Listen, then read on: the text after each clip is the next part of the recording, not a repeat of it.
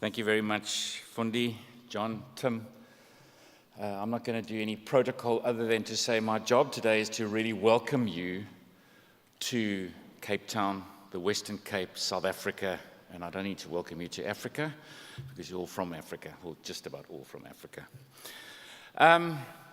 But I believe the mayor said to you, you've got to work hard and play hard, and I'm just looking at this audience, and you obviously took her at her word because you're quite subdued this morning. The wine tasting obviously went down extremely well last night, right? Yes? Oh, very subdued. But good morning, everybody, and welcome to this region. I want to say that thank you so much for bringing this platform for discussion here for us in Africa to talk about Africa in Africa, because we need to be doing a lot more of that. I'm going to outline a little bit about what my job is, and perhaps add on to what Winde was saying about my T-shirt. And that is, I think everyone knows that the Western Cape has been in a very, very tough space around water.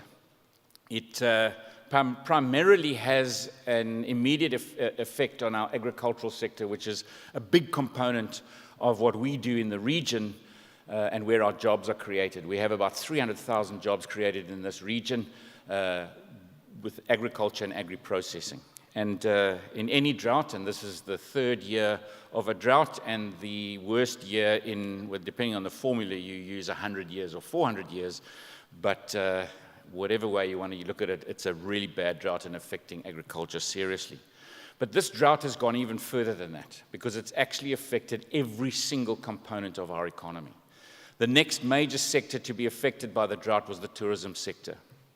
And really what happened in this region is you saw something that was absolutely phenomenal. You saw a region come together around a major catalytic disaster, which was the drought, and you saw industry starting to change, you saw behavior change come about, you saw a region reduce their water usage like no other region has ever done anywhere in the world, and it really shows the resilience of how we can deal with issues here in Africa and here in the southern tip of Africa. And so a city that you're in right now, which was using 1.2 billion liters of water a day, cut that by half, less than half, to 510 to 540 million liters a day. That kind of cut has never been done before anywhere in the world with any of the major climate change disasters that have been felt in other continents. But more so than that, we've seen industry stepping up and really bringing about change. And for example, the tourism industry, I think, right behind agriculture, really started to make some amazing changes. And in the hotel that you're in right now, and the group with their 10 hotels in the region or in the city, invested hugely in making sure that their own water usage was cut. Targets across the board set for tourism have cut to 45% of your normal usage. And of course, that's also why I wear my T-shirt and what Winde was talking about, because I gave a sort of undertaking to the tourism industry that every single one of us have got to be involved in changing this or bringing about this behavioral change. And so I wear my T-shirt and jeans, which is quite comfortable to do until we've got some fair water stored in our dams. I've got so used to it now, I'm not sure what my next a big theme is going to be driving, and I'm going to have to probably have a new shirt with whatever that theme is. I'm not sure it'll say airlift on it, and we'll set the new targets for the partnership on airlift, but it'll have to be something because it's been so nice not wearing a tie, and I'm sure we actually probably should have a big sign at our airport that says, and we were talking about it earlier, that perhaps we should actually say in this region that ties are not really necessary. We're only looking for business ties or partnership ties and not neckties.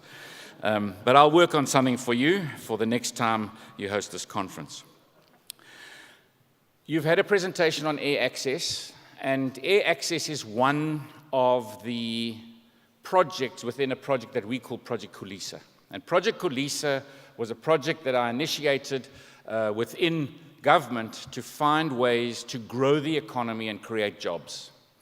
And speaking to the aviation sector in Africa, I can assure you that what this project has done, this partnership has done, has actually been that pipeline to job creation in our region. If I have to narrow it down to the one thing that has made the biggest difference in the number of jobs in our region, I would say it was this project within Khulisa.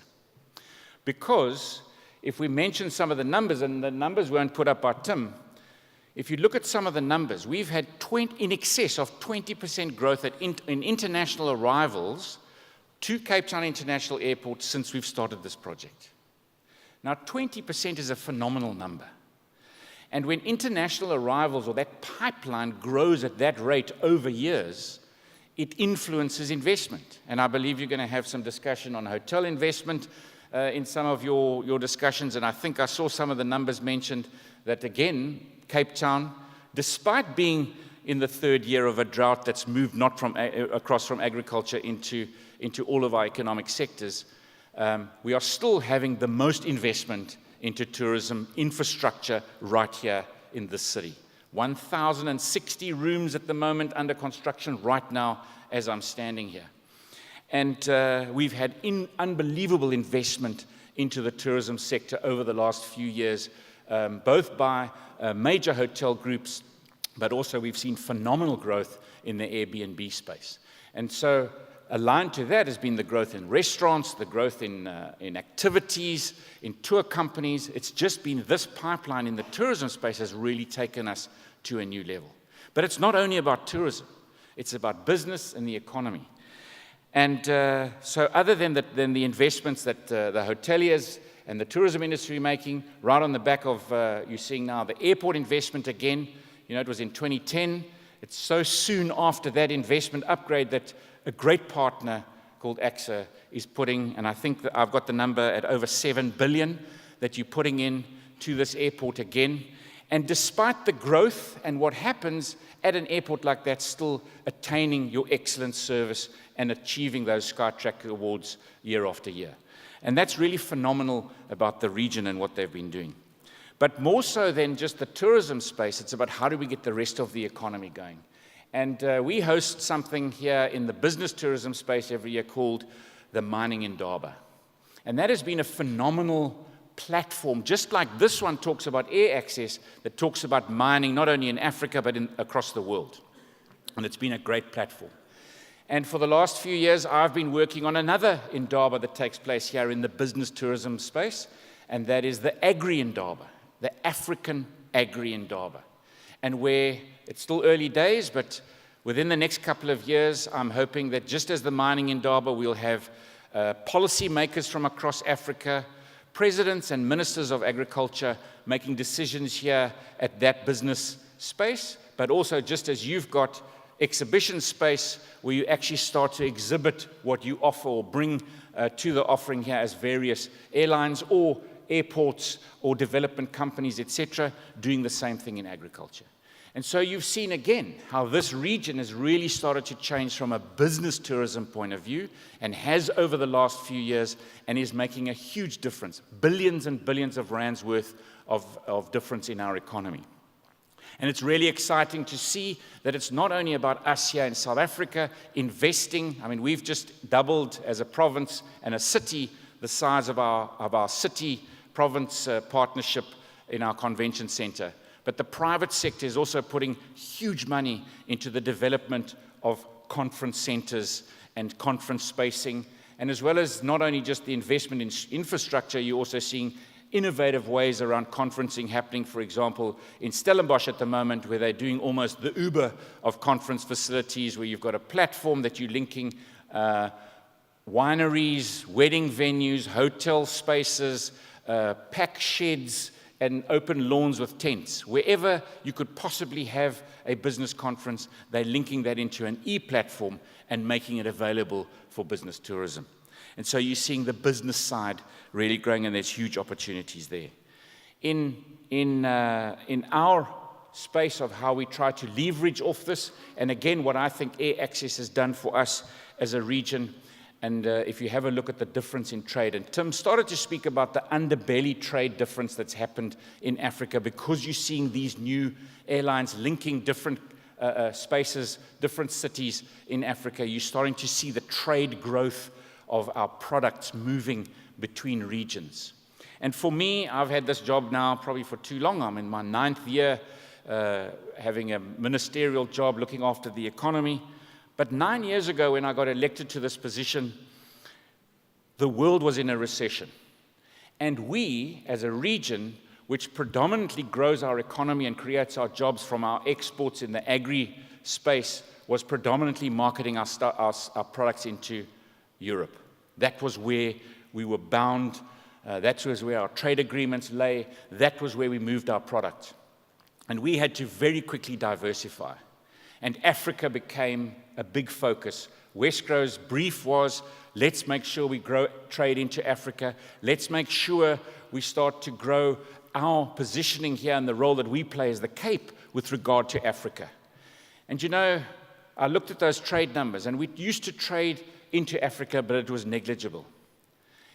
Last year, we traded with Europe 36.27 billion rands worth of product out of this region into Europe. That was then, 9 years ago, our major trading market, and now we're trading just over 36 billion. We traded 45.1 billion rands worth of our product into Africa from this region in exports alone. Africa is now the most important market for our businesses here in this region. And what you are discussing here today, whether it's the existing platforms that we have or the new opportunities that we're creating, we've just had designation for a special economic zone in Atlantis, just up the sort of up the west coast from us here in the city of Cape Town, for the green economy, solar, wind, now specifically around water, the whole new usage of water, recycling of water. We're going to have a special economic zone, 15% flat tax rate, attracting companies from locally and around the world to get into manufacture and development of green technologies for our region and for Africa. We've also got a special economic zone for the oil and gas space in Saldanha Bay. These are not for us as a city or a region. These are spaces for Africa. And if we take those kind of initiatives that we are busy with here in the Cape, linked to others in South Africa and others in Africa, and we start to talk about what we're going to be talking about today, it can only mean that we as Africa start to develop and take Africa to an amazing new standard, to start positioning Africa differently, and we've got to be doing it ourselves. And we know that as Africa's population grows, Africa's middle class grows, this continent is going to, in the future, become a continent that is going to be playing a much more prominent role in global politics, in global food production, in global economies, in how, as a global market, we are growing. And I think a platform like this is the perfect opportunity to continue to build on what we've seen in our partnerships of a pipeline of aviation and what that does or has done for our economy and what that starts to do for all of our partner city economies around Africa. And I look forward to listening to some of the debate, to listening to the outcomes of this conference, because it can only be one that takes us to a better space in Africa. Thank you very much.